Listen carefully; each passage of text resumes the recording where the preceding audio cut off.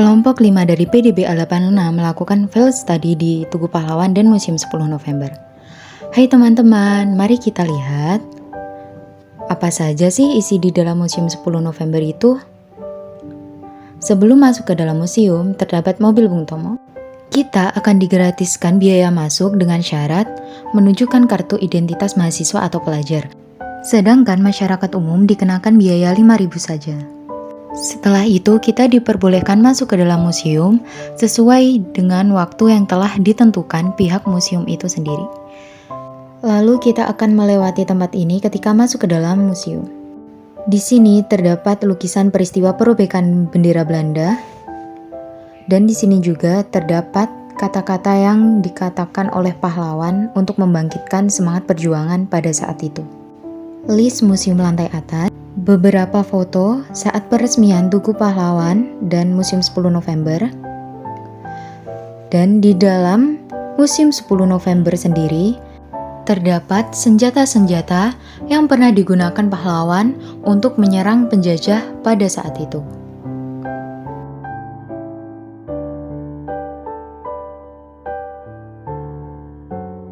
Di sini ada peralatan-peralatan medis.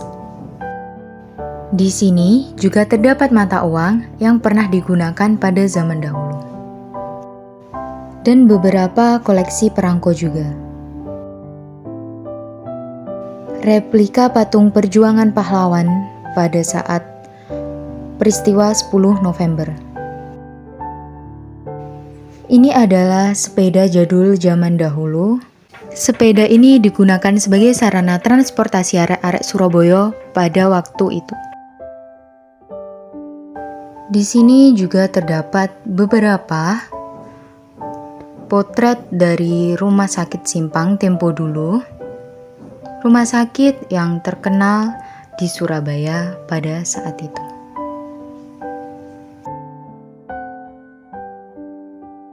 Ada radio Bung Tomo.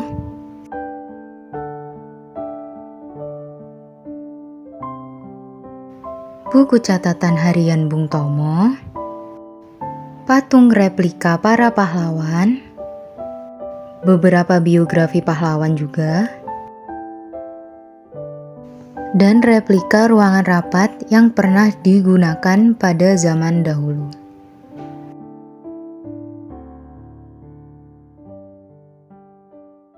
Maaf sebelumnya dengan Aku Ramadhani Firmansyah, biasa dipanggil Arok di sini.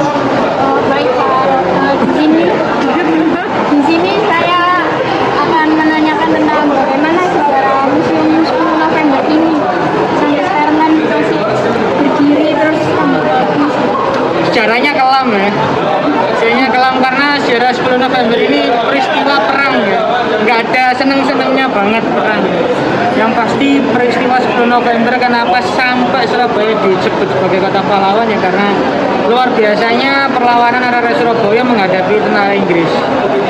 apa namanya benda-benda yang ada di museum ini diperoleh dari apa dan dari berapa tahun kemudian, jadi sumbernya kayak dari mana gitu. Kalau koleksi apalagi benda-benda yang asli sezaman itu kita biasanya appraisal atau dari orang-orang kolektor. Jadi hibah juga ada, kita appraisal, tahu appraisalnya? Appraisal itu tumbas beli, kita duiti orang-orang yang punya kolektor yang mau menjual kepada kita.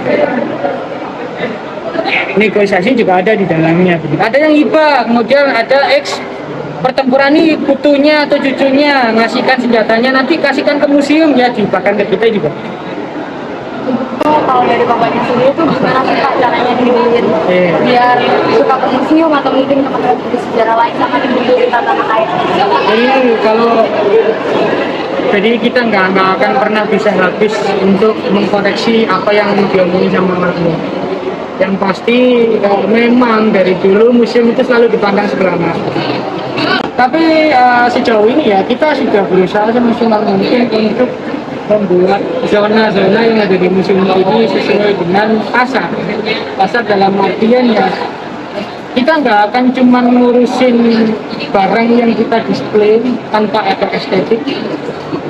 kita nggak akan cuma ngurusi barang yang cuma berdiri dengan cerita yang kolot, enggak, tapi kita konsep seperti rumah sakit simpan, zona monumen Tugu Pahlawan yang semacam dua dimensi kayak gitu, diorama Bung Tomo, dan beberapa tampilan-tampilan yang mungkin selain daripada cerita sejarah itu ada semacam estetika ya.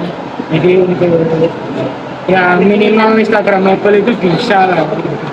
Itu ada sih ide-ide seperti itu dari kita, cuman memang tidak menafikan terlepas dari itu visi kualitas daripada sejarah yang sangat meminimalisir subjektivitas kita harus tampilkan.